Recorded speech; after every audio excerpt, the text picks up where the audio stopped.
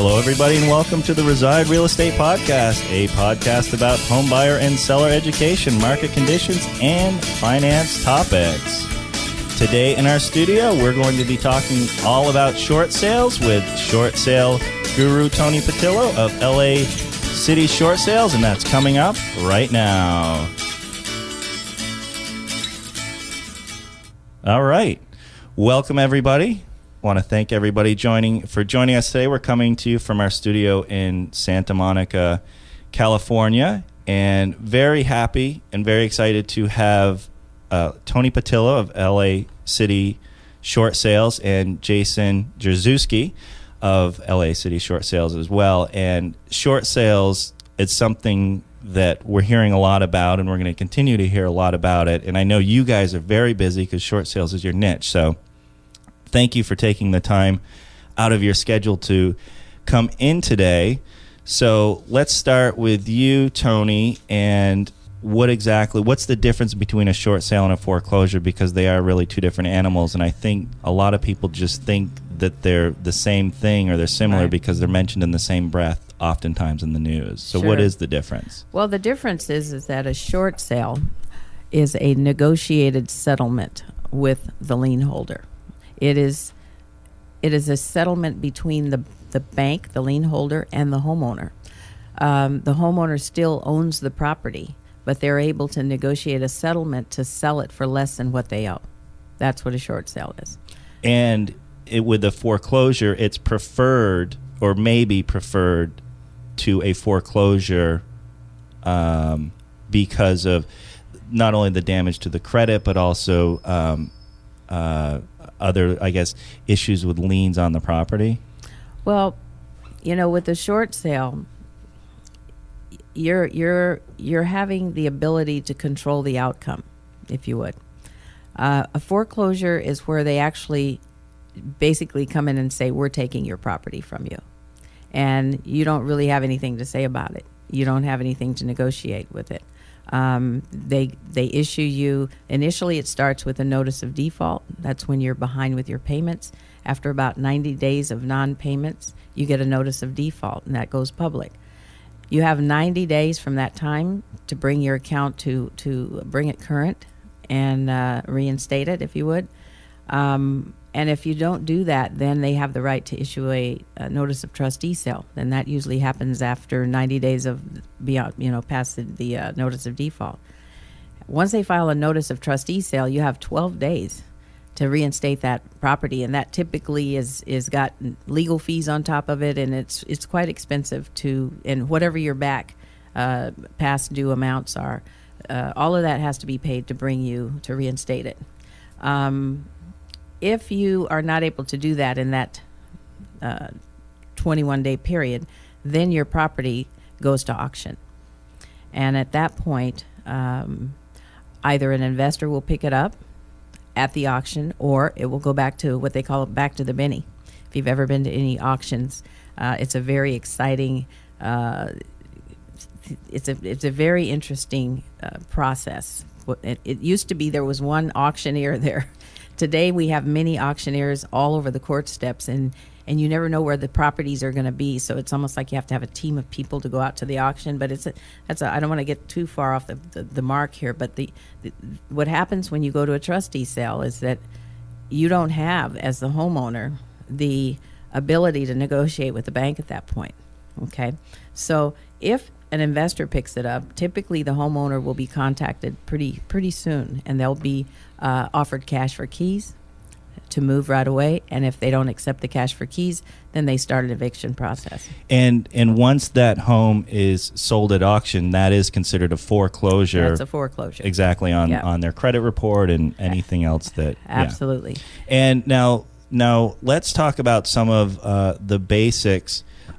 First, actually, I want to talk a little bit more about you, because I was in one of your training seminars yesterday, and we were talking about the normal success rate for short sales in, I guess, the country is about 20%. That's correct. So that means of all the people that are applying for short sales, only 20% of the transactions are actually going through. Well, I think what they're talking about is 20% is the success rate of getting an approved short sale. Okay. And the other 80% are kind of either falling by the wayside, they're going to foreclosure, Right. Okay. Yeah. Right. So it's right. Okay. And because this is interesting, because let's say 20%, and your success rate, and this really is your niche and has been for the last few years, is around 95% on the deals that you're working with. That's correct. Yeah. Which is pretty incredible. Yeah. It's a very, it's really understanding the dynamics of all of the elements that you've got to work to make the deal come together. Right. You've got to really have a very intensive, persistent way of reaching the lien holders and communicating with them on a daily basis. Sometimes twice a day. I was hammering them. Right. So you can't. There was all kinds of blocks when you're trying to get through a short sale. Not to mention the banks. It was a foreign thing for them. So it's persistence, and it's also kindness. You can't get ugly and rude with the people who you need to be helping you. Right. And so it's really about managing relationships, and it's about persistence, and it's about managing all the other parties as well. And the negotiation is such a huge part of it. And we're going to bring Jason in a mix, but it really is the art of negotiation. It's the art of to the nth degree. To the nth degree. Before we do that, though, I want to talk a little bit about, because I should have mentioned this earlier, but this particular episode is probably more geared towards the sellers who may be considering a short sale. Sure. Because there's so many avenues we could go with this, but if a seller is listening, they're behind on their payments, let's talk about, and actually they don't even now need to be behind on their payments necessarily to be considered for a short sale. But let's talk about a couple of the key points that somebody listening could learn, that if a short sale situation, if they would even be eligible for that. Right. Well, first of all, one of the biggest criterias today is that you must have a hardship. Okay. Now, you don't necessarily have to be delinquent in your payments, but you do have to have a hardship, or you have to have what we call imminent default. Okay, meaning today I'm not delinquent, but I've only got X amount of reserves. I've just gotten laid off from my job. My reserves are only going to last me so long, and at the end of the day, when those reserves are gone, I'm going to be not able to make my payment. So that's imminent default. The same thing is applicable if someone is dealing with an adjustable rate mortgage that is going to adjust, and it's going to double their monthly mortgage, and suddenly their income is not going to support that. So that's imminent default. So you must have a hardship, or you must have foreseeable default coming. So with that point, it's not that a person who, and we'll get to some of the financial stuff, but somebody who their home's upside down, they're tired of making payments, but they have $250,000 in the bank, they can still afford to make those payments. The bank is not going to consider them for a short sale.